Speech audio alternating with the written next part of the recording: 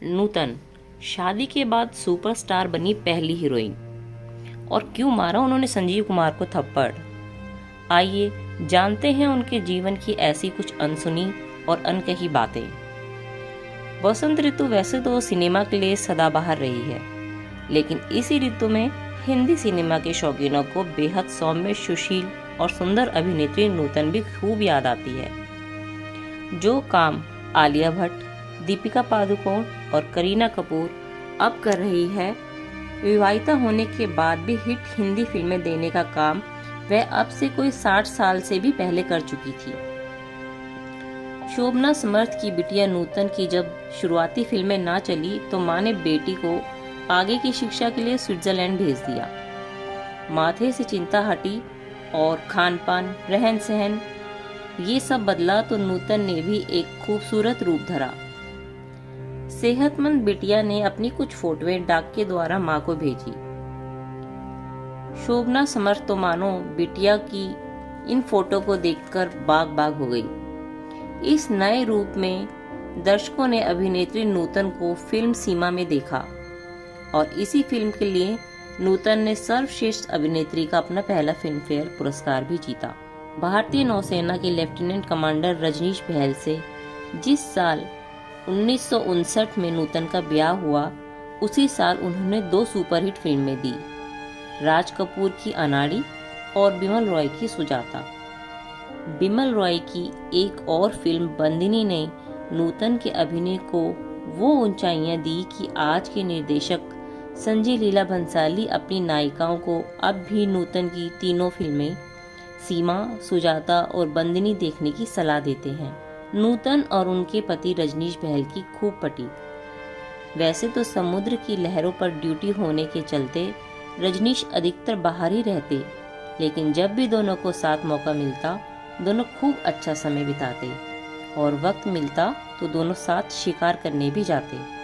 नूतन के बेटे अभिनेता मोहनीश बहल के पास अपनी मां का यादों का तस्वीरों की शक्ल में अनमोल पिटारा है। अभिनेत्री नूतन ने पहली बार बाल कलाकार के तौर पर 1945 में अपने पिता की फिल्म नल दमयंती से अपने करियर की शुरुआत की। फिल्म बंदिनी से जुड़ा एक मजेदार किस्सा है। नूतन जब कुछ समय के लिए फिल्मों से ब्रेक लेने की सोच रही थी, तभी बिमल रॉय उनके पास अपनी फिल्म बंदिनी का ऑफर लेकर आए। नूतन उस समय पेट से थी, फिर भी उन्होंने फिल्म करने के लिए हामी भर दी। बताया जाता है कि इस फिल्म को करने के लिए नूतन के पति रजनीश बहल ने समझाया था कि बिमल रॉय की फिल्म है, तुम्हें करनी चाहिए। फिल्म बंदिनी नूतन के करियर की सर्वश्रेष्ठ फिल्मों में से एक है। एक और किस्से के अनुसार अभिनेता संजीव कुमार को थप्पड़ मारने का नूतन का किस्सा बहुत मशहूर है। फिल्म देवी की शूटिंग के दौरान नूतन ने संजीव को सरेआम थप्पड़ जड़ दिया था। दरअसल पहले नूतन और संजीव कुमार के बीच ज्यादा बातचीत नहीं होती थी, लेकिन जब दोनों के बीच बातचीत का सिलसिला शुरू हुआ तो बताते हैं कि इनके बीच अफेयर की खबरें उड़ने लगी।